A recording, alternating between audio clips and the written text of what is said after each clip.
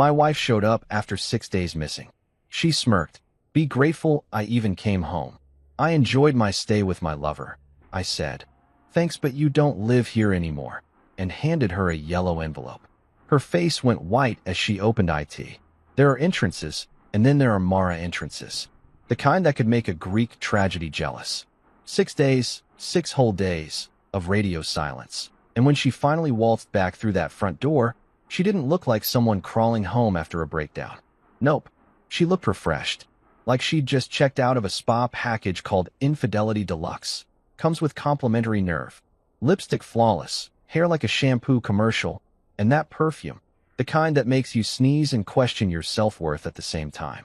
She strutted in like she owned the place, which technically she used to, but by then, she was more of a squatter in emotional foreclosure. I was sitting on the couch, halfway through a cup of coffee that had lost its will to live hours ago. My phone lit up with a message from Derek, my lawyer/chaos coach. Stay calm. Let her talk first. They always incriminate themselves. And boy, did she ever. Without even a flicker of shame, she dropped her luggage, fluffed her hair, and said, like it was the most normal sentence in the English language, be grateful I even came home. I enjoyed my stay with my lover. I almost applauded. Honestly, she could have won most audacious quote of the year and given her acceptance speech in that living room. There was a split second where my brain lagged, like it was buffering disbelief. My ears heard the words, but my sanity was still trying to reboot. She said it like she'd just come back from a yoga retreat, not from a 6-day romantic jailbreak. My jaw didn't drop, it just recalculated my entire life. The smart part of my brain said, Logan, don't react. Stay cool. Let the paperwork do the heavy lifting. The dumb part wanted to ask, did your lover at least have better Wi-Fi? Instead, I just said, thanks, but you don't live here anymore. Calm. Steady. Like I'd rehearsed that line in my head 1,000 times, which, spoiler, I had. That's when I picked up the yellow envelope from the table. It had been sitting there for 3 days straight, glaring at me like a silent co-conspirator. We'd had conversations, that envelope and I, long ones. Me, the betrayed husband. It, the instrument of poetic justice. Together, we'd plotted this exact moment. She squinted at it like I'd handed her a bill she didn't remember creating. What's this? She asked, her voice dripping with fake confidence. The kind that melts faster than discount ice cream. Your early retirement package, I said, leaning back like I was the HR manager of Karma and Company. Go ahead. Open it. She ripped it open with that same impatience she used to have for gift wrapping, because Mara was never one for mystery unless it involved cheating. The sound of paper tearing hit my ears like applause. I swear, I almost heard violins. She started reading, eyes darting across the pages, and that's when the transformation began. You ever watch a color drain from someone's face so fast you think they've seen a ghost? Or worse, their own reflection in the consequences? That was Mara. 1 second, she was Beyoncé in heels. The next, Casper in Gucci. Her breathing hitched. What is this? She whispered, but her voice cracked halfway through like her vocal cords were trying to file for divorce too. I didn't answer right away. I let the silence stretch, because silence, when wielded correctly, can be louder than a bomb. Finally, I said, it's what happens when Operation Calm Revenge reaches its grand finale. She blinked, completely missing the reference, because of course she did. This was a woman who once called me dramatic for labeling Tupperware. She flipped through the documents again, and I could see the realization slapping her across the face. Evidence, signatures, and legal citations that all translated to you just played yourself. You can't do this, she stammered. Actually, I can, I said, sipping my coffee like I was narrating a crime show. And I did. 2 days ago. That's the beauty of premeditated paperwork. Now, you have to understand something about Mara. She thrived on control. She could manipulate an argument like a lawyer on espresso. But this time, the floor had vanished beneath her heels.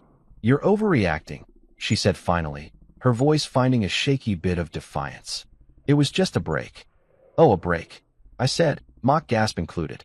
Like the kind where you vanish for 6 days, sleep with your boss, and text your sister beach selfies caption new beginnings. Her face froze. Gotcha. I stood, took a few steps closer, and lowered my voice to that calm, dangerous register I learned from watching every divorce courtroom show ever. You see, Mara, this isn't revenge. This is adjustment. You made your choice, and I just filed the paperwork that made it permanent. She dropped the papers onto the table, her eyes flicking from me to the door and back again, like she was calculating an escape route. But here's the thing about guilt. It's a terrible GPS. It gets you lost fast. You think you're punishing me, she said, mustering what she thought was confidence. But you're just proving I was right about you all along. You're cold. That one made me laugh. Not a polite chuckle. No, a full, slightly unhinged laugh that scared the dog. Cold. Mara, you cheated, confessed like it was a TED Talk, and walked into this house smelling like cologne that doesn't even retail here. You don't get to diagnose me. She folded her arms, staring me down like she had one last poker chip to play. You won't actually go through with it, she said. You love me. I smiled. Not a big one. Just enough to let her see the quiet ending in my eyes. I did, I said softly. Then you took a 6-day seminar on how to kill that. The tension sat between us like humidity, thick, suffocating, impossible to ignore. For years, she'd used silence as her power move. If an argument didn't go her way, she'd shut down, make me chase her for closure. Not tonight. Tonight, I let the silence be mine. I watched her fidget, twist her ring, avoid my eyes. That's when it hit her, truly hit her, that this wasn't a fight she could cry her way out of or win through charm. The kingdom had fallen, and she'd crowned herself queen of the ashes. I didn't raise my voice once, didn't curse, didn't throw anything. Though I can't lie, imagining that yellow envelope in slow motion against the wall was tempting. Instead, I just stepped aside and gestured toward the hallway. Bedroom's that way, I said. You've got an hour to grab what's yours before the locks change again. Her mouth fell open. You changed the locks? Twice, I said. Once when you left, and again when I realized peace was cheaper than therapy. She stood there, trembling, not from fear, but from the crumbling illusion that she still had control. I watched her pick up her bag, her shoes clicking against the hardwood like punctuation marks to the end of an era. As she walked past me, she paused at the door. You'll regret this, she whispered. I tilted my head. Maybe, but I'll do it well rested. And with that, she was gone, slamming the door with the kind of drama that used to make my blood boil. But not tonight. Tonight, that slam sounded like music. Like the closing credits to a movie I should have walked out of halfway through. I sank back into the couch, pulled out my phone, and texted Derek one word, delivered. He replied with a clapping emoji and, told you paperwork hits harder than yelling. The house was quiet, peaceful. For the first time in years, my thoughts weren't competing with chaos. I glanced at the empty space where her perfume used to linger and smiled. The queen of chaos had returned, but this time, she'd walked herself out. You know how every disaster movie starts with a happy montage? That was us once, me and Mara, the couple people used to point at and say, goals. 8 years together, 5 married, and we actually believed love could survive on inside jokes, caffeine, and blind optimism. I used to wake up thinking I'd won the lottery of companionship. Now I realize I just got the trial version with no refund policy. Back then, our apartment felt alive. Music in the kitchen, her humming something off-key while pretending to cook, me pretending not to notice the smoke detector becoming our unofficial dinner bell. We were broke, but stupidly happy.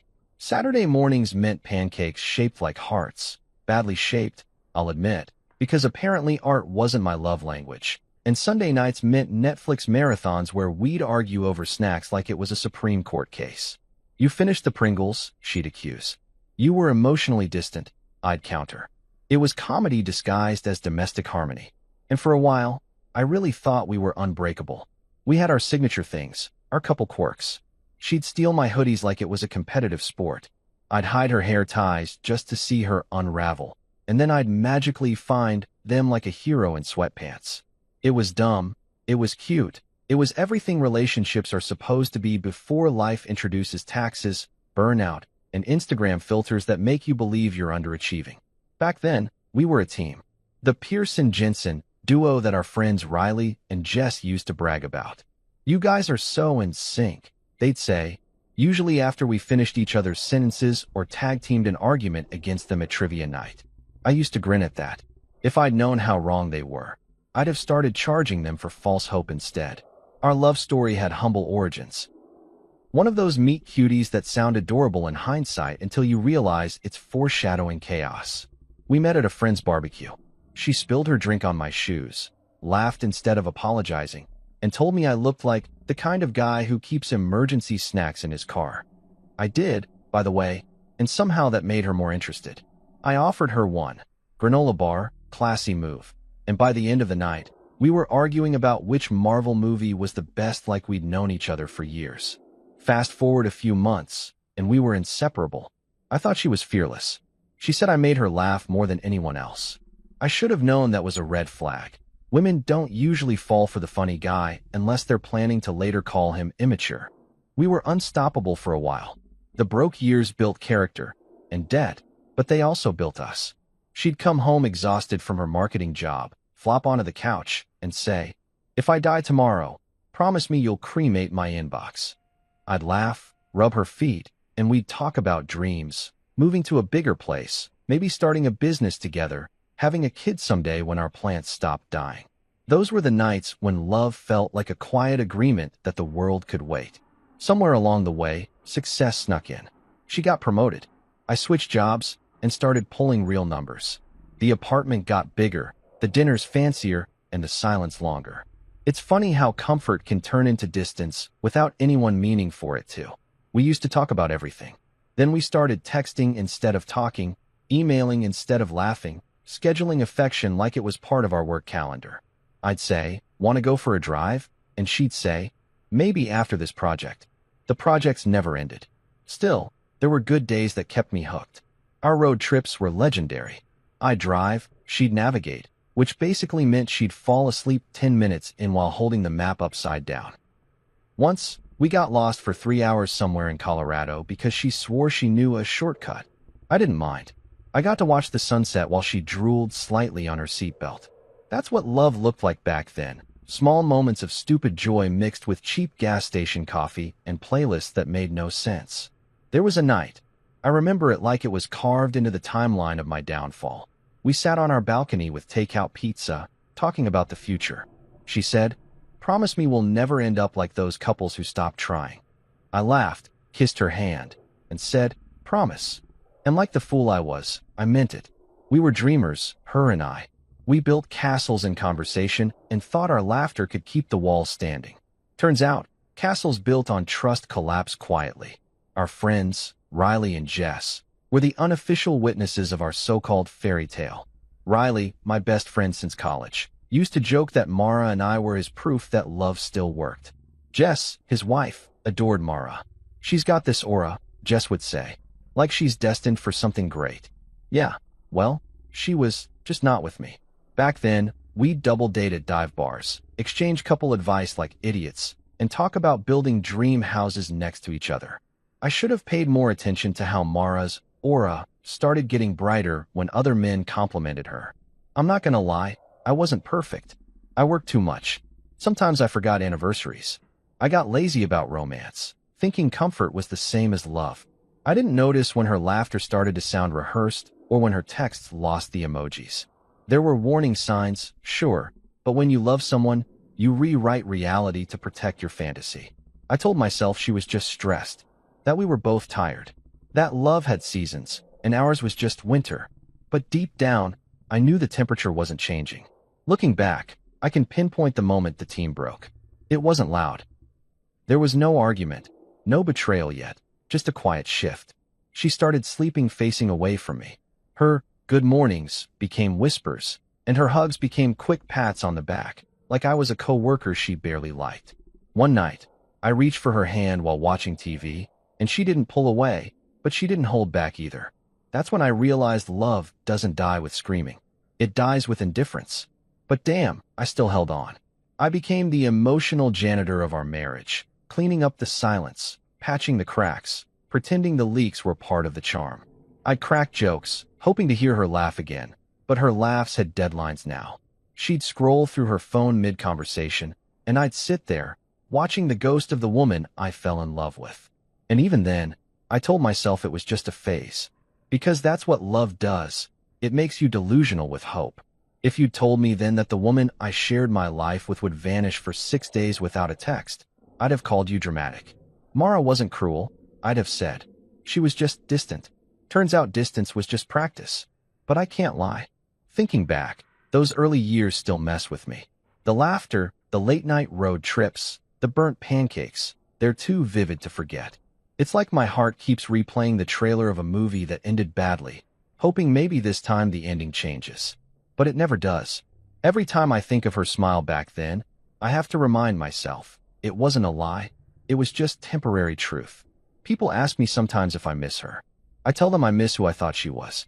Because the real Mara, the one who packed her morals next to her mascara and called betrayal a vacation, that woman didn't exist back then. She evolved. And I, genius that I am, helped her grow wings to fly straight into someone else's arms. Back when love was a team sport, I thought we were playing for the same trophy. Turns out, she'd already switched teams mid-season and forgot to tell me. And that's the thing about nostalgia. It's a scam. It makes you remember the warmth and forget the fire. They say the devil hides in the details, but in my case, he wore floral notes and cost $180 a bottle. It started small, almost innocent. One day Mara came home smelling like a high-end boutique I couldn't afford. You know that rich people's scent, the one that makes you think, this person has better Wi-Fi and secrets. Yeah, that one. The funny thing? There was no new perfume bottle on her dresser, no receipt, no look what I bought brag, which was suspicious because Mara loved narrating every purchase like she was hosting Shopaholics Anonymous, the live edition. I didn't say anything at first. I figured maybe it was from work, or maybe the woman next to her at Starbucks sneezed luxury all over her. But then it happened again, and that smell lingered like regret. It followed her into the house, the car, the bed. I started to recognize it before I even saw her face. That's when the overthinker in me started clocking in over time. Then came the password change. We'd always known each other's passcodes. It was part of our we have nothing to hide phase, back when trust was our love language instead of suspicion. But one day, her phone asked for Face ID like it was guarding national secrets. Security update, she said with a shrug. Security, my ass. The only thing she was protecting was her extracurricular activities. I still remember that night. She was sitting on the couch, laughing at something on her phone, smiling like the screen had just told her she'd won the emotional lottery. I was beside her, pretending to watch TV, but really watching her, like I was studying for an exam in heartbreak prevention. She caught me staring and asked, "What?" I said, "Nothing." Because apparently, that's the official husband response when you're 3 red flags deep, but still in denial. The business dinners started next. I should have known the word business was code for bullshit. Before, she'd roll her eyes at corporate events, saying things like, "I'd rather watch paint dry than talk synergy with accountants." Now suddenly, she was RSVPing faster than a kid getting free ice cream. Her work wardrobe evolved too. Less practical, more strategic cleavage. I'd compliment her out of habit, like, "You look great," and she'd toss back a casual, "It's just for networking." Right. Networking. Apparently, she was networking with someone who thought dress codes included candlelight. I tried to be understanding. People change, right? Careers evolve. Scents evolve. Boundaries dissolve. I told myself not to overreact. She's just stressed, I said. Maybe she's rediscovering herself. People in love are world-class liars, especially when they're lying to themselves. Still, I started noticing patterns. The late returns, the sudden obsession with her appearance, the way she'd check her phone during dinner like it was sending her oxygen. And the biggest clue of all, the silence. Mara used to narrate her day down to the brand of coffee the intern spilled. Now, she'd come home with stories shorter than her temper. "How was work?" I'd ask. "Fine. What did you eat?" "Nothing much." Translation: please stop asking before I start lying again. The night everything clicked, it was raining. The kind of rain that makes you feel like the universe is adding sound effects to your realization scene. She was in the shower, humming some R&B song I'd never heard her play before. Her phone buzzed on the counter, lighting up the bathroom with that familiar blue glow. I swear I wasn't snooping, I just glanced. Reflex. You ever see something that rearranges your DNA in real time? That was me when I read those messages. Short, casual, deadly. "Last night was worth it."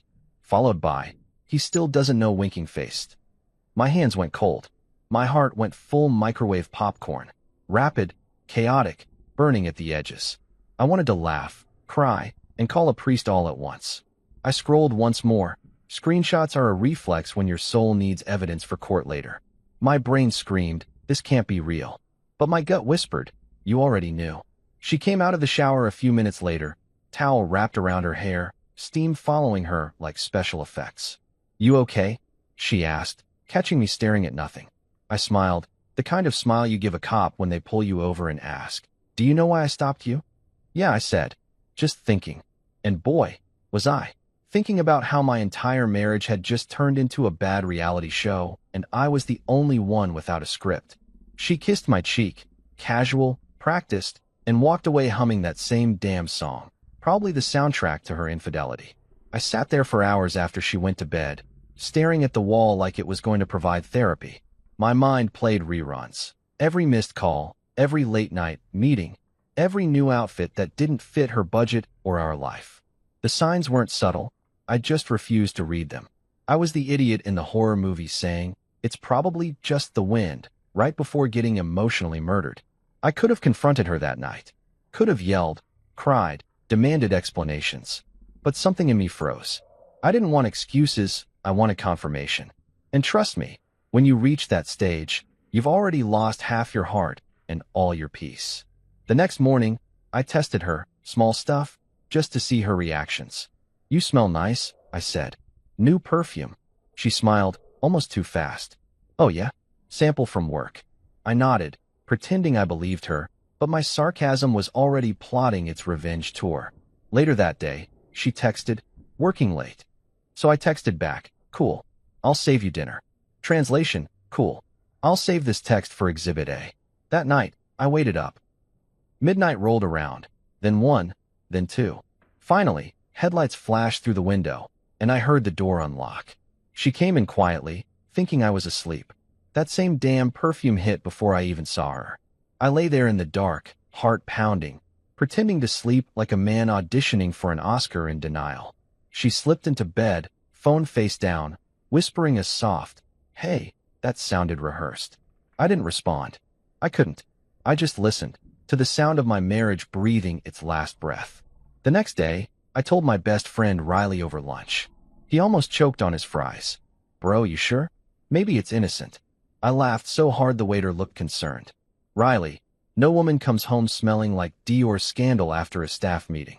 He nodded slowly, wiped his mouth, and said, so what now? I shrugged. Now? I gather evidence. Calmly, he repeated, like I'd just said I was planning to hug a bear. Yeah, I said, because anger burns fast. Revenge, though? That's slow-cooked. That night, I watched her from across the dinner table. She was scrolling her phone, smiling to herself, probably reading his messages. I almost wanted to thank the guy, not for stealing my wife, but for giving me clarity. I'd been begging the universe for a sign, and it sent me screenshots. I didn't explode, didn't accuse. I just watched, observed. Every lie was now a piece of data. Every smile, a clue. You can't fix a cheating spouse, but you can document them like a wildlife researcher. People think betrayal feels like fire, but it doesn't. It feels like cold air, numb, empty, quiet. I didn't cry that night. Didn't scream. I just lay there, staring at the ceiling, realizing I'd built a home with someone who'd rented her loyalty out by the hour. By the next morning, I had a plan forming. I wasn't going to play the shouting husband trope. Oh no, I was going to be the calm before her personal storm. If she wanted to play chess, fine. I'd be the checkmate she never saw coming. But for now, I smiled, kissed her goodbye, and watched her leave for another meeting. And as that perfume cloud lingered in the air, I finally admitted it to myself. Mara Jensen wasn't the woman I married anymore. She was an imposter with perfect eyeliner and terrible secrets. And that's when it hit me. She'd traded the scent of love for the smell of someone else's cologne. And once you notice that difference, you can't ever unsmell it. There's something deeply satisfying about planning revenge while eating scrambled eggs.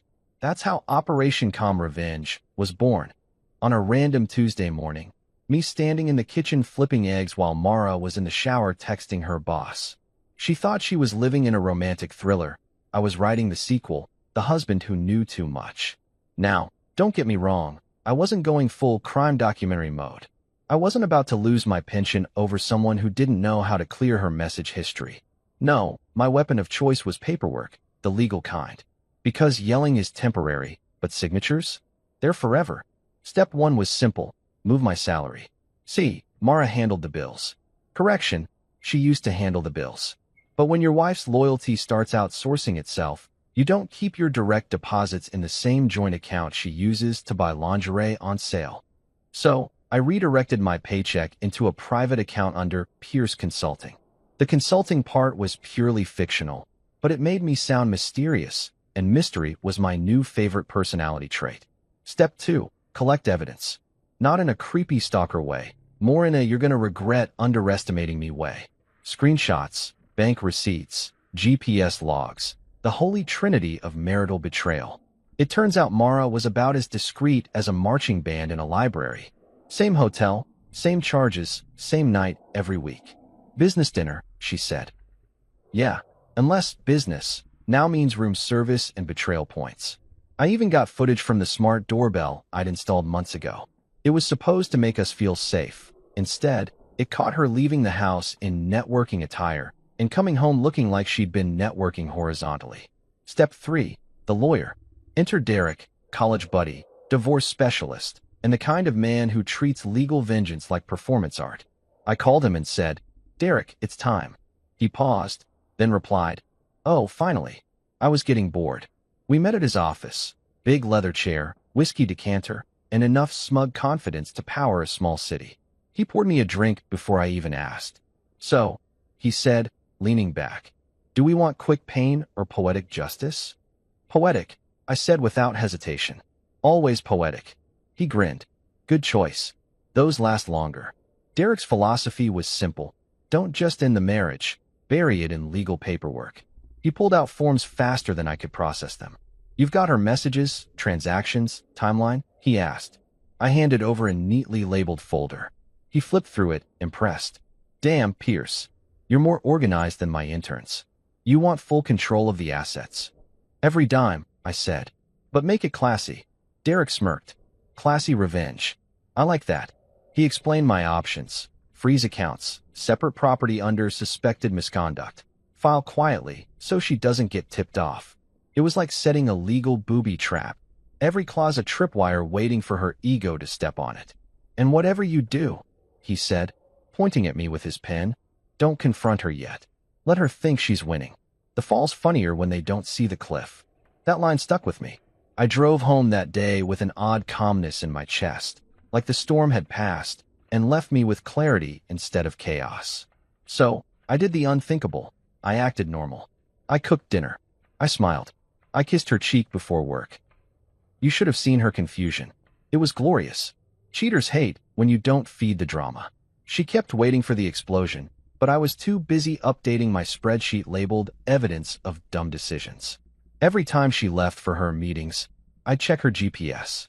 Every time she lied, I'd note the time and date like an overqualified detective with a sense of humor.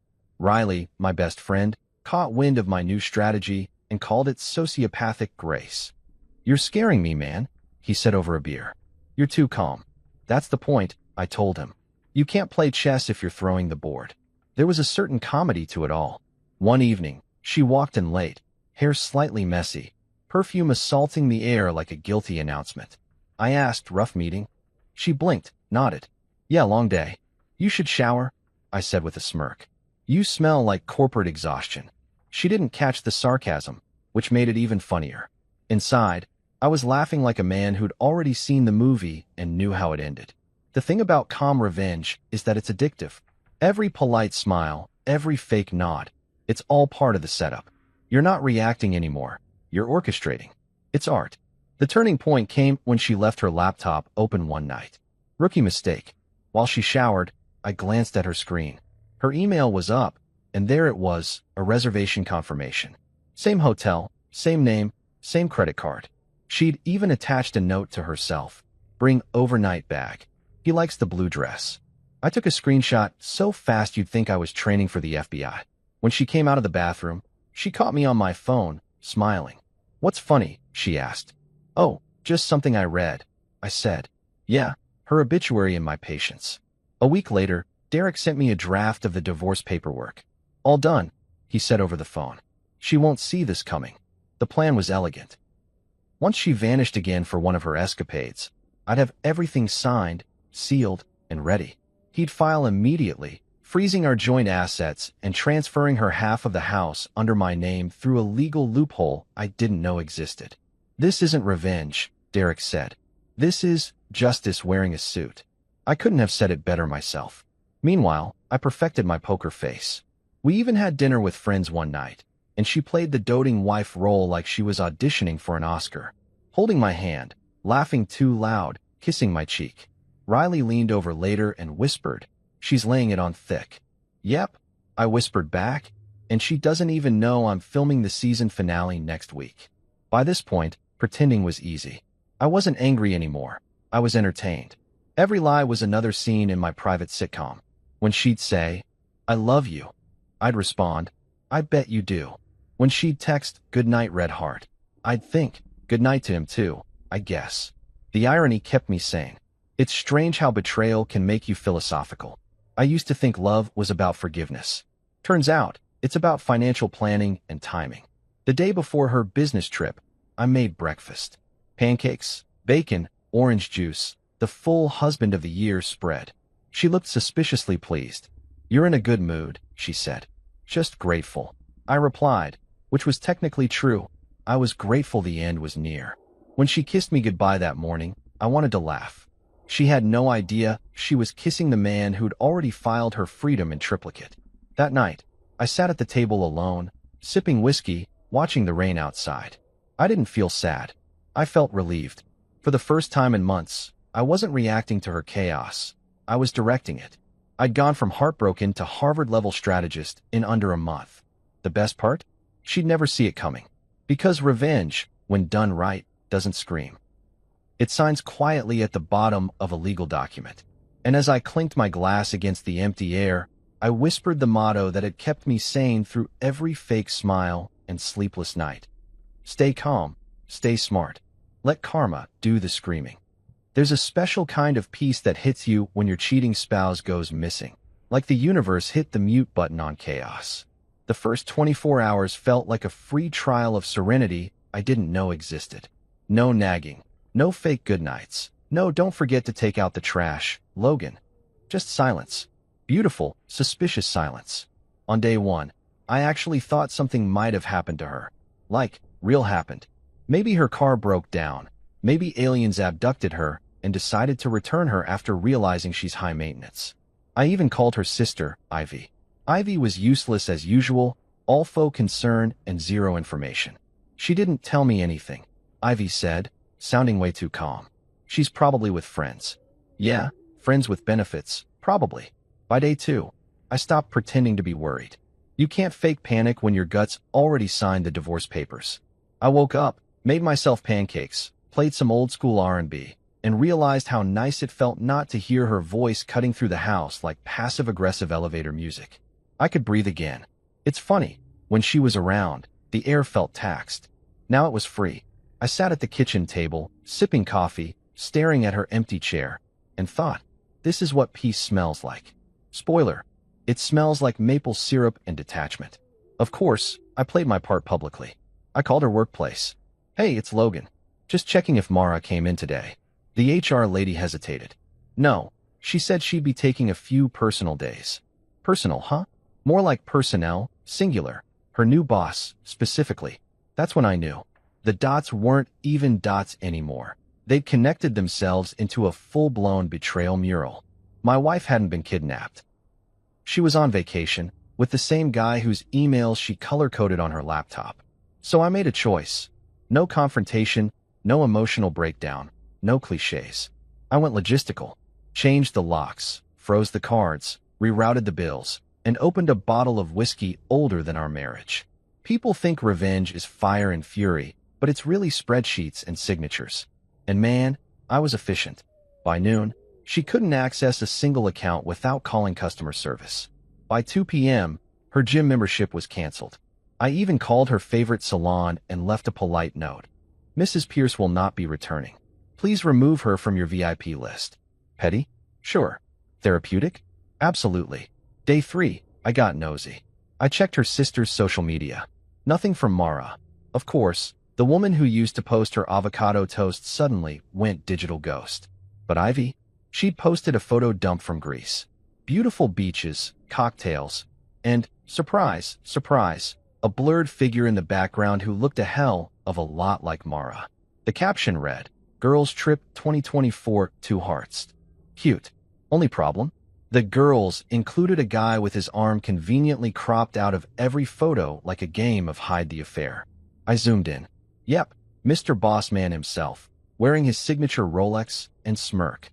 I laughed so hard I choked on my drink. My wife had gone off the grid, but the grid had Wi-Fi and cocktails. On day 4, my phone started blowing up. Not from her. No, she had the nerve to ghost me properly, but from people asking, "Hey, is Mara okay?" Translation: we saw her Instagram story before she deleted it. Apparently, she'd posted a boomerang of 2 champagne glasses clinking over a caption that said, "Freedom tastes sweet." Freedom. Imagine being so committed to delusion that you rebrand infidelity as liberation. I didn't reply to anyone. Instead, I printed that screenshot and added it to my evidence folder. At this point, my case file looked like the world's most depressing scrapbook. Day 5 was bliss. I woke up late, stretched like a man reborn, and made breakfast shirtless with the windows open. It felt like a music video for healing. The neighbors probably thought I'd lost it, singing along to Otis Redding with a spatula as a microphone. I didn't care. I vacuumed the house, changed the sheets, and even threw out her half-used skincare products. Call it spring cleaning, but emotional edition. Then I found her favorite mug, the one that said "Wifey." I stared at it for a solid minute, then dropped it in the trash. Watching it crack felt better than therapy. But by nightfall, the calm started to fade, replaced by a quiet ache I didn't want to admit was loneliness. Not for her. Exactly. More for the idea of her. You spend years building a life with someone, and even when they burn it down, you still stare at the ashes wondering if maybe, just maybe, you could have saved it. I poured another drink and reminded myself, you can't fix something that doesn't want to stay. Still, I'll admit it, around midnight, I scrolled through old photos. There we were at the Grand Canyon, smiling like idiots, arms wrapped around each other. The caption, "Team Pierce takes on the world." Yeah, well, Team Pierce disbanded due to moral bankruptcy. Then came day 6, the grand finale. I was halfway through a rerun of Better Call Saul. Ironic, given my lawyer Derek was basically my personal Saul Goodman, when my phone buzzed. Unknown number. I stared at it, already knowing. Curiosity won. I opened the message. One line. "Coming home tonight face-blowing Akista." No apology, no explanation, not even punctuation anxiety. Just that smug little kiss emoji. I swear my eye twitched. The audacity of this woman could power a city. I set the phone down slowly, like it might explode, and laughed. Deep, unfiltered laughter that scared the cat. Because at that moment, I realized something. Mara genuinely thought she still had a home to come back to. I texted Derek a screenshot and said, "Showtime." He responded instantly, "Prepare the envelope." The yellow envelope, my Excalibur. I'd already filled it with everything. The signed divorce papers, financial transfers, hotel receipts, screenshots, and a little sticky note that said, "Enjoy your freedom. It's all yours now, literally." I placed it neatly on the coffee table and sat back, waiting. There was something poetic about it. The same table where we'd once shared anniversary dinners was now ground zero for poetic justice. Around 9 p.m., headlights flashed through the window. My heart didn't race this time. It just smirked. I watched her silhouette through the curtains, dragging a suitcase that looked like it had been wheeled across a guilty conscience. When she walked in, she didn't even hesitate. No shame, no caution, just pure entitlement. She looked radiant, though. I'll give her that. Sun-kissed skin, hair perfect, outfit screaming vacation glow. She smelled like luxury, lies, and SPF 50. I almost applauded. "Be grateful I even came home," she said, setting her bag down. I enjoyed my stay with my lover. I nearly spit my drink. You've got to respect that kind of nerve.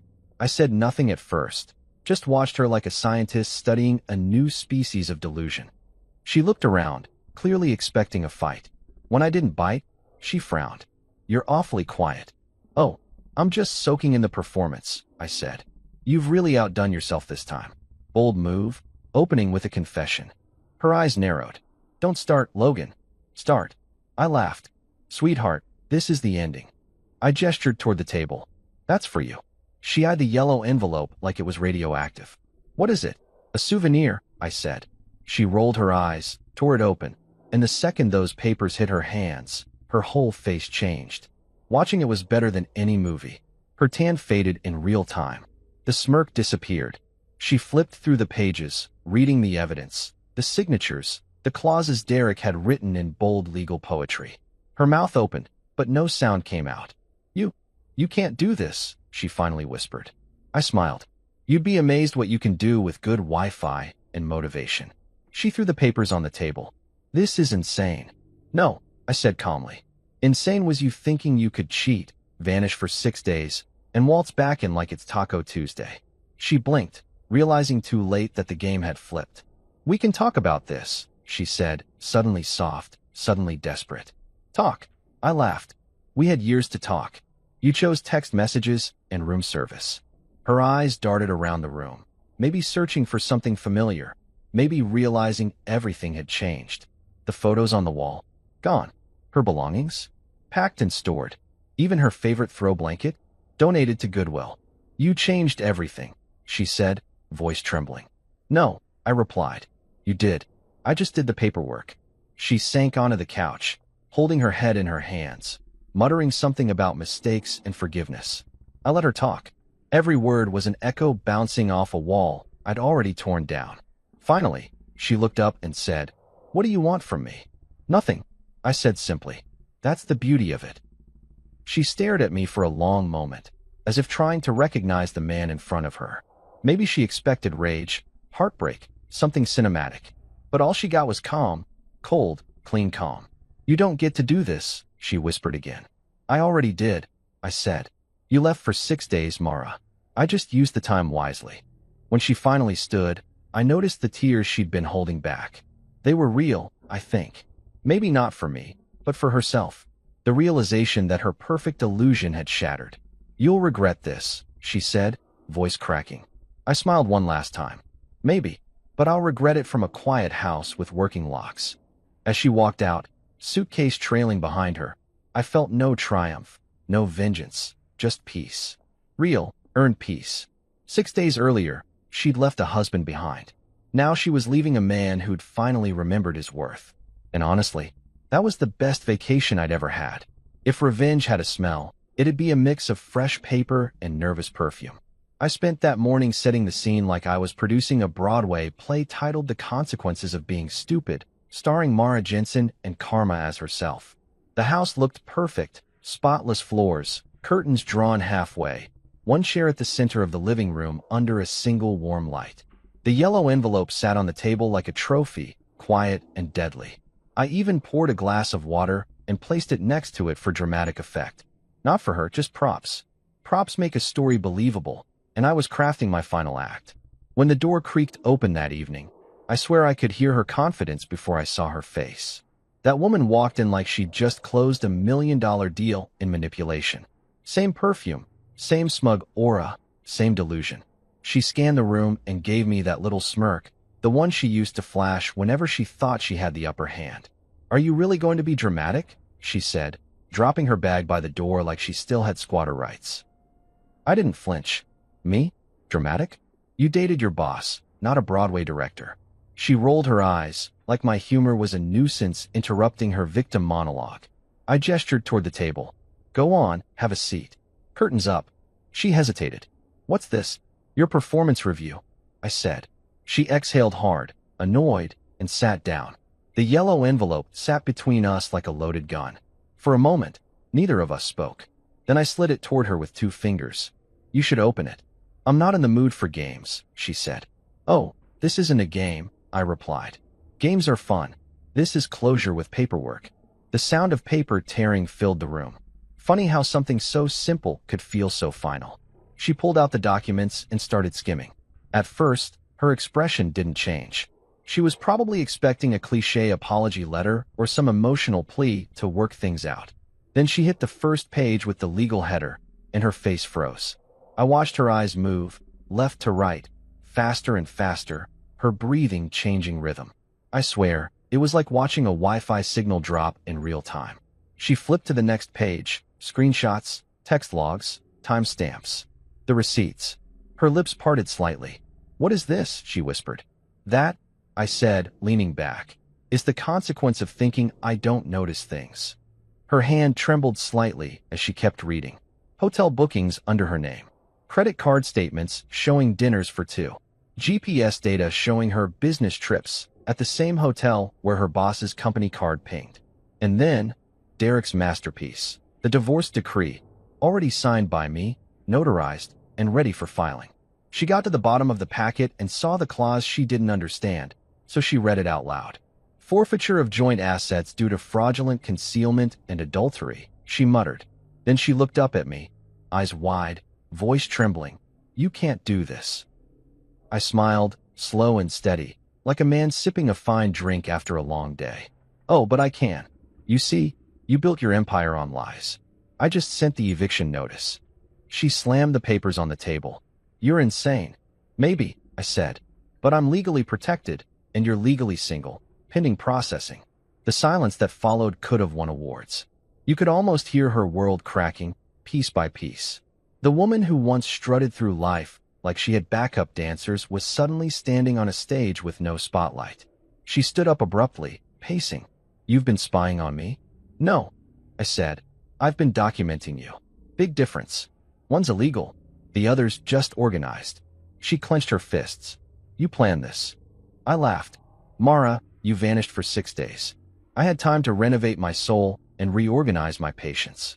Planning was the least I could do." She stopped pacing and turned to me, eyes glassy but still trying to look defiant.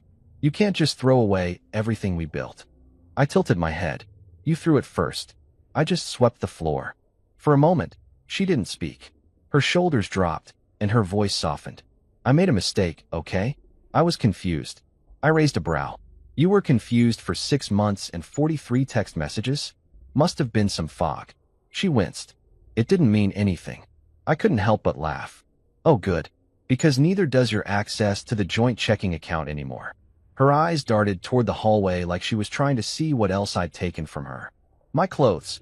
Packed and stored," I said. "My jewelry. Sold. Well, pawned temporarily. You'd be surprised what a bracelet can fetch." Her jaw dropped. "You're joking." "Do I look like I'm in a joking mood?" I asked. "Actually, don't answer that. I'm having the time of my life." She slumped back into the chair, staring down at the papers as if they might start apologizing on my behalf. Then, almost in a whisper, she said, "You really hate me, don't you?" I shook my head. "No, Mara. I don't hate you. Hate would mean you still matter. You're just a cautionary tale now." There it was, the first tear.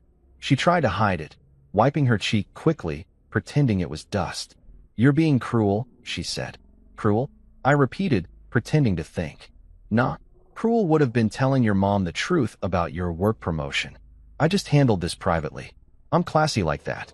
She glared at me, her pride trying to resurface, but the documents kept reminding her that pride didn't pay the mortgage anymore. "I can fight this," she said suddenly, her voice rising. "I can hire a lawyer." I grinned. "Oh, you absolutely can. But I wouldn't recommend using the same credit card you used for hotel reservations. It's frozen." She blinked. "You froze my cards." "You froze your marriage," I replied. I just returned the favor. She looked like she wanted to throw something, but the only thing within reach was the water glass. She grabbed it, stared at it for a second, then set it down with a shaking hand. "You planned every part of this," she said quietly. "You waited for me to walk into a trap." "No," I said. "You built the trap." I just turned on the light. There was a long silence after that, the kind that fills every corner of a house until it hums. I could tell she was thinking, calculating, trying to find a loophole, but Derek doesn't leave loopholes. He fills them with cement and signatures. Finally, she whispered, "So that's it?" I nodded. "That's it. The show's over. Curtain down. No encore." She didn't move for a while. Just sat there, eyes fixed on the envelope, probably wishing she could unsee it. Then she stood slowly, wiped her face, and straightened her jacket. "You'll regret this," she said again, like repetition could make it true. I smiled. "Maybe, but I'll do it from a better place." One without lies, or your perfume. As she walked toward the door, she stopped by the hallway mirror and stared at herself. I watched her reflection, a woman realizing she was no longer the main character in someone else's story. She looked back at me one last time. I never thought you'd be capable of this. That's the problem, I said. You never thought I was capable of anything that didn't involve forgiving you. Then she left. No door slam this time. Just a quiet click that sounded like punctuation. I sat there for a long time, listening to the silence, the good kind, the earned kind. The chair she'd sat in still carried her perfume, but even that felt weaker now, like it knew it wasn't welcome anymore. I picked up the glass of water, untouched, symbolic, and poured it down the sink. Performance concluded, I muttered to myself. A few minutes later, my phone buzzed. Derek, it's done, he asked. Oh yeah, I said, smiling. She read every word, even the fine print. He laughed. How'd she take it? Like someone allergic to accountability. Good, he said. Paperwork doesn't lie. After we hung up, I sat back down, staring at the now empty table. The envelope was gone, but the peace stayed. I realized that night that revenge doesn't have to be loud to be satisfying. Sometimes it's just neat handwriting on official paper. I didn't destroy her life. I just handed it back to her minus the illusions. As I turned off the lights, the room felt different. Lighter, cleaner, like the house itself had been holding its breath this whole time. And for the first time in years, I slept like a man who didn't owe anyone an explanation. You'd think after delivering the paperwork equivalent of a thunderstorm, the house would go quiet, stay still, move on. But no, Mara didn't leave quietly.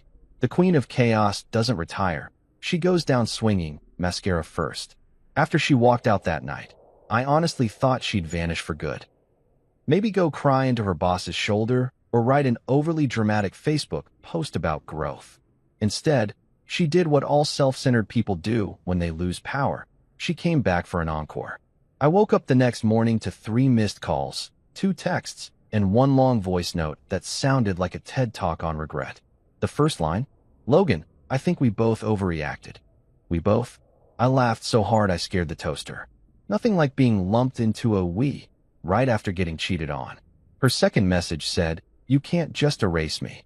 Oh, but I could, and I had receipts. Literally. The only thing left to erase was her contact name, which I changed from Mara Red Heart to Do Not Resuscitate. That day, I went to work like nothing happened. I didn't tell my coworkers. You can't just walk into the office and say, hey, my wife confessed to adultery and lost all our joint assets. How was your weekend? I sat at my desk, typed reports, and smiled every time my phone buzzed. There's something addictive about watching someone who used to control your emotions start losing control of theirs. It's poetic, like watching a magician accidentally reveal the trick. Around lunch, Derek called. She's trying to contact me, he said, barely hiding his amusement. She's claiming she was manipulated into signing. Oh really? I said, stirring my coffee. Was she also manipulated into 6 days of hotel bookings and bad decisions? Derek laughed. Don't worry, the clause holds. Her name's not on anything anymore. She can file a complaint if she wants, but she'll need a lawyer, and those cost money, something she doesn't have access to. I swear, hearing that was better than therapy. By day 2, Mara escalated. She showed up at the house. Well, tried to. I was working on my laptop when I heard furious knocking like the police had discovered a stash of hidden morals. I peeked through the peephole and saw her standing there, sunglasses on, voice raised, pretending the neighbors weren't definitely recording. Logan, open the door, she shouted. We need to talk. We? There was that word again, like a mosquito that refused to die. I cracked the door just enough to make her think I was open to negotiation. Oh, you're back, I said, smiling. Did the vacation end early, or did the hotel finally check your moral credit score? She pushed at the door. You can't keep my things. Actually, I can, I said, holding up my phone. You left voluntarily, remember? The lease is in my name now. Derek made sure of it. Her jaw dropped. You're unbelievable. Thank you, I said. Took years of practice. Then came the waterworks. Actual tears.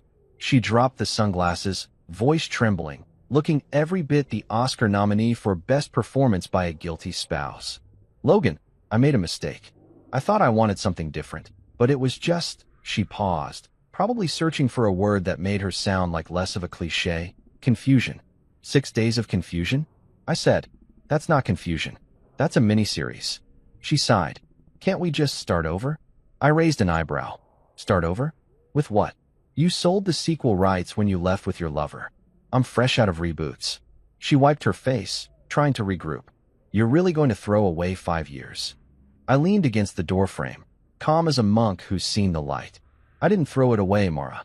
You donated it to your boss's ego. She glared. I didn't love him. It wasn't about that. Oh, I know, I said. It was about you. It's always been about you. The truth hit her like a slap she didn't see coming. She looked smaller then, like the weight of her choices finally caught up. You're cruel, she whispered. Cruel? I said, pretending to think. Nah, I'm just cured. When she realized she wasn't getting back inside, she did what any desperate narcissist would, switch tactics. If you think you can just move on without me, you're wrong, she said. You'll regret this. You keep saying that, I replied. Is that your new mantra? She scoffed, turned on her heel, and stormed off. The sound of her heels on the pavement was oddly satisfying. The neighbors peeked through curtains like it was primetime TV. I shut the door, smiled, and said to myself, season finale, baby. But the show wasn't over. Not yet. The next day, I got a text from her mom, Patricia, the original drama coach. Logan, I heard what happened, she wrote. You need to be the bigger person. I almost dropped my phone laughing. Be the bigger person? I'd been carrying that entire marriage like a gym membership nobody uses. Hi, Patricia, I replied. I was the bigger person. That's how she had room to cheat. No response. Guess she didn't like my punchline. Meanwhile, I started noticing the ripple effect. Her little affair had detonated more than just our relationship. It was taking down her social life, too. Her boss, the guy she'd risked everything for, got outed after his wife found out through, guess who? Derek's investigator. Turns out, I wasn't the only one getting paperwork ready. The fallout was spectacular. The company launched an internal review, HR meetings exploded, and suddenly Mara wasn't the golden girl anymore. I didn't lift a finger. Karma handled the workload. The group chat she used to brag about? Ghost town. The friends who once envied her exciting life? Now whispering. You can't post #couple goals from unemployment. I heard through Riley that she'd been crashing at a friend's apartment, couch surfing her way through what I like to call post-affair purgatory. He said, man, she's trying to spin it like you blindsided her. I laughed. Blindsided her? I literally left her an envelope with instructions. Yeah, he said, chuckling. She's telling people you went cold. No, I corrected. I went factual. That weekend, she texted again. Can we meet? Just to talk. I stared at the message for a full minute, sipping whiskey like a man contemplating whether to reopen a crime scene. Then I typed back, sure. Bring a pen. You forgot to sign the last page. She didn't reply. Victory tasted like oak barrel and freedom. But the real satisfaction came the following Monday. Derek called again, voice practically grinning. Update. Her attorney tried to contest the asset clause. It didn't go well. Why not? I asked, though I already knew. Because her attorney pointed out that she signed everything voluntarily, and we have footage of her acknowledging it. I blinked. Footage. Ring cam, Derek said. You can actually hear her say, you can't do this, right before you said, I already did. It's perfect. I leaned back in my chair, laughing until I nearly spilled my drink. So, what you're telling me is, I accidentally filmed her downfall in HD? Exactly, Derek said. I'm framing that clip. And that's when it hit me. This wasn't just the end of a marriage. It was the unraveling of her empire. Mara had built her identity around control, around appearances. Without me, she wasn't the put-together wife in the perfect house anymore.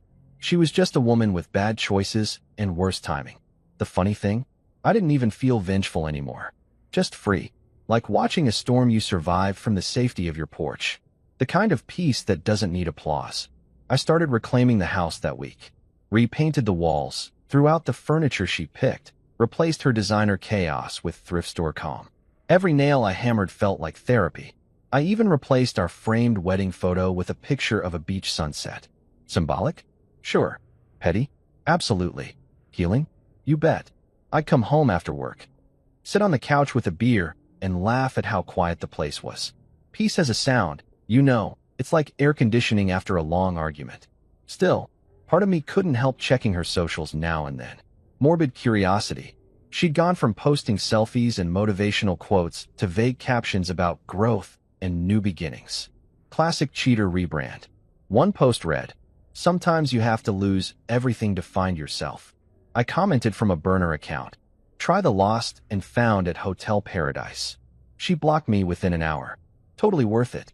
Weeks went by, and the silence became my new favorite soundtrack. No calls, no texts, no guilt trips. Just me, my playlists, and the faint memory of a woman who thought she'd never fall. Then one afternoon, Derek sent me an email titled "Case Closed." I opened it to find the finalized divorce decree, stamped and official. I stared at that document for a while, not as a symbol of victory, but of closure. The empire had fallen, and all I had to do was stand still. Later that night, Riley came over with beer and pizza to celebrate. "To new beginnings," he said, raising his bottle. "To endings that feel better," I corrected. We laughed, clinked bottles, and for the first time in years, I didn't feel like I was faking happiness. I looked around the room, the walls lighter, the air clearer, and thought, damn, this place finally feels like mine. Before bed, I got one last text from an unknown number. "I hope you're happy." I typed back, "I am." Then I turned off my phone, set it face down, and smiled at the silence. Watching Mara's empire collapse hadn't been about revenge. It was about finally watching myself stand back up. And honestly, it was one hell of a view. There's an art to ending things. Some people slam doors. Some people cry on the front porch for dramatic effect. Mara, on the other hand, tried to leave like a movie star who just got fired mid-scene. Dignity in her walk, chaos in her suitcase. The morning after her empire collapsed, she showed up again, softer this time. She wasn't wearing her war paint. No lipstick, no perfect hair, just sweatpants and shame. I almost didn't recognize her without the attitude. Almost. She stood there holding a duffel bag, eyes red, voice trembling like she'd just been rehearsing apologies in her car mirror. "Logan, can we talk?" she asked. I sighed. "Mara, you're running out of synonyms for talk." She stepped closer. "Please, just 5 minutes." I opened the door halfway, not out of mercy, but curiosity. I wanted to see what version of Mara I was getting today. The manipulator, the victim, or the actress with no script. She looked around the house like it was a museum of bad memories. The photos were gone. The fancy throw pillows she loved replaced with cheap ones that didn't remind me of lies. "You changed everything," she said quietly. "Yeah," I said. "Turns out betrayal doesn't match the old color scheme." She flinched but sat down anyway, gripping her bag like it might save her. "I've been thinking," she started. "Always dangerous," I muttered. She ignored that. "I don't expect forgiveness, but maybe we can start fresh, as friends." I actually laughed. "Friends? Mara, I don't even friend people who spoil movies, and you spoiled my marriage." She winced, eyes dropping to the floor. "I know. I messed up. I thought I wanted freedom, but I just wanted something to feel different. You were always so calm, so predictable." I nodded slowly. "Yeah, I made the mistake of being reliable. My bad." She reached across the table, fingers brushing mine like muscle memory. I didn't move. "You don't even miss me?" she asked softly. There it was, the guilt bait. Classic. "Mara," I said, "you disappeared for 6 days and came back smelling like a hotel lobby. Missing you would be a mental illness." She pulled her hand back, tears welling up again. "He wasn't what I thought," she whispered. "He used me." I leaned back, arms crossed. "Oh, so you're the victim now? You joined the scam and got scammed? That's karma's buy one get one deal." She covered her face, shoulders shaking, and for a second, just a second, I felt something like pity. But then I remembered that text. He still doesn't know winking face. And pity evaporated faster than trust. "You don't get to cry here," I said quietly. "Not in the house you lied in. Not on the floor where I stood defending you to everyone." She froze, hand half raised to wipe her face. "I just want closure." I smiled. "You had closure. It came in an envelope. That earned me a glare sharp enough to cut glass." "You're cruel." "You keep saying that," I replied. "But I think what you mean is unbothered." She stood suddenly, pacing. "You think this makes you the hero?" "No," I said. "Heroes save people. I just stopped saving you." She stopped pacing, staring at me like I'd spoken another language. "You loved me once." "I did," I said. "And then you made love look stupid." There was silence then, The kind that makes you aware of every heartbeat, every breath. She sat back down slowly, wiping her face with the sleeve of her sweatshirt. Where am I supposed to go? She asked finally. Anywhere that isn't here, I said. You built your escape plan. Use it. I don't have money, she whispered. You had 6 days of funding, I replied. What happened? Bad investment. She gave me that look again, half fury, half desperation. You can't even help me a little? I did help, I said. I helped you see who you are. She stood again, walked toward the doorway, then paused, eyes scanning the walls like she was looking for her old life. You really changed the locks? She asked, voice barely above a whisper. Twice, I said. I like symmetry. Her lips trembled, but she nodded. You'll regret this, she said. Everyone keeps promising me that, I replied, still waiting. She grabbed her bag and headed for the door. The sound of her zipper snagging filled the silence, tiny but satisfying. When she reached the threshold, she hesitated. Goodbye, Logan. Goodbye, Mara, I said. Exit, stage left. She frowned, confused, then walked out. The door clicked shut behind her, and just like that, it was over. No fireworks, no screaming, just peace sliding back into the room like it had been waiting for permission.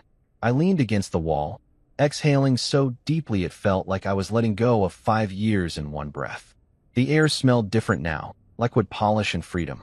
I turned on some music, something old and soulful, the kind you play when the storm's finally passed. Then I sat on the couch and laughed, not out of joy, but disbelief. She'd actually tried to start fresh. With me. The audacity could have powered a small city. That night, I got a text from her sister, Ivy. I heard what happened. She's staying with me for now. Maybe you should talk before it gets uglier. I replied, it's already a Picasso. No need to add strokes. Ivy didn't text back. Family loyalty, I guess. But at least Mara had a couch. I figured that was poetic justice. A woman who once judged people for renting, now living off borrowed furniture. The next morning, I took a long drive. No destination, just asphalt therapy. Windows down, wind in my face, radio blasting. The farther I got from that house, the lighter I felt. At one point, I stopped at a diner off the highway, ordered pancakes, and realized I was smiling for real. Not the forced, I'm fine smile, but the genuine kind that comes from remembering you survived. The waitress, an older lady with kind eyes, asked, You celebrating something? I said, Yeah, the end of something. She laughed. Endings are just badly advertised beginnings. Wise woman. She brought me extra syrup. By noon, I'd made up my mind. I wasn't just going to move on. I was going to upgrade. I called a realtor, listed the house. The agent asked, Reason for selling? I said, Emotional renovation. She didn't get it, but she didn't need to. By evening, I'd already had 2 showings. Turns out people love a house with fresh energy. If only they knew how I cleaned it. A week later, Mara tried one last time. She called from an unknown number. Classic move. I picked up just to hear how far she'd fallen. Logan, she said softly, I heard you're selling the house. News travels fast, I said. Yeah, I'm done living in a crime scene. We could. She started, then stopped. Never mind. Good instinct, I said. There was a pause. Then she whispered, I really did love you, you know. I sighed. Then you should have told your actions. She didn't reply, just hung up. That was the last time I heard her voice. When the house finally sold, I stood in the empty living room one last time. The walls echoed differently now. No shouting, no tension, just silence and sunlight. I looked around, half expecting some flashback montage to play in my head, but nothing came. Just relief. I whispered, Goodbye, Queen of Chaos, locked the door behind me, and walked away. Moving into my new apartment felt like rebooting life. Smaller space, bigger peace. No shared closet arguments, no perfumed lies. I even bought new furniture. Cheap, simple mine. The first night, I made dinner for one, opened a beer, and toasted to freedom. To starting over, I said to no one. The fridge hummed in agreement. Riley dropped by later with his usual blunt wisdom. Man, he said, looking around the apartment. You look lighter. I deleted 140 pounds of drama, I said. You mean Mara? I mean everything attached to her. He laughed. So what now? I shrugged. Maybe travel. Maybe sleep. Maybe exist without apologizing. That's deep, he said, grabbing a beer. You gonna write a book about it? Already did, I said. holding up my yellow envelope. Bestseller in the closure section. As the night wore on, I realized something that hadn't hit me before. Revenge wasn't the victory. Peace was. Watching her walk out wasn't the triumph. It was me not chasing after her that sealed it. I'd spent years reacting to Mara, her moods, her silence, her chaos. But now, for the first time, I was still. Still, but not stuck. Calm, but not numb. Just done. I went to bed that night with the window open, the city humming outside. Somewhere out there, Mara was probably spinning her own version of events, trying to paint herself as the misunderstood heroine. But that was fine. Let her write her story. Mine had already found its ending, and I didn't need her in the sequel. Ghosting gets a bad rap until you're the one doing it for your own peace of mind. Let me tell you, there's a certain kind of quiet power in not responding. After years of explaining, apologizing, and justifying myself to a woman who thought accountability was a myth, silence felt like a luxury item. I didn't plan to ghost Mara at first. It just happened naturally, like my soul blocked her number before my brain did. The first few days after her grand exit, my phone lit up like a slot machine. Texts, calls, voicemails that ranged from tearful to furious to manipulative motivational speaker. Logan, we need closure. You can't just erase someone. I deserve to be heard. My favorite was, I made mistakes, but don't you miss me? Miss her? I missed common sense. I missed not double-checking credit card statements. I missed sleeping next to someone who wasn't rehearsing betrayal in her head. But her? No, not even a little. By day 4, the messages got longer, voice notes turning into essays with musical background noise like she thought I'd respond better with ambience. One night, she said, I hope you're happy. You seem like you're thriving while I'm falling apart. I listened to that one twice, not out of sympathy, but because it felt like the first honest thing she'd said in years. I was thriving, and she was falling apart. Finally, balance. I didn't delete the messages. I archived them, not as mementos, but as reminders of how peace sounds compared to chaos. Every time I wanted to respond with some clever comeback, I'd remind myself, I don't owe her closure. I gave her paperwork, and that's as close to closure as you get in this economy. Riley noticed the change in me first. He dropped by one Saturday with tacos and the kind of grin people wear when they're about to say something they think is profound. You look different, he said. Peaceful. It's creepy. Thanks, I said. I call it self-respect with a side of block button. He laughed. So, you're really not talking to her at all? Nope. I'm ghosting her harder than a bad Tinder date. You think that's healthy? I think it's overdue. Riley shrugged. Man, I admire your commitment. Most guys would have caved by now. Most guys haven't been cheated on with a man who says synergy unironically. Touché. Around that same time, Derek texted me an update. The divorce was officially finalized. The house sold, the assets split according to the clause, meaning, of course, 100% mine. You're legally free, he wrote. I stared at those words for a while. Legally free. There should have been confetti. Instead, I just smiled, leaned back, and let that sentence sink into my bones. Legally free meant she couldn't drag me into her drama anymore.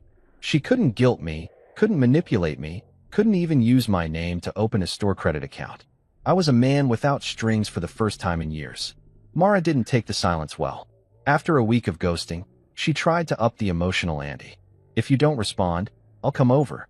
I didn't reply. I mean it, Logan. You can't just ignore me forever. Watch me.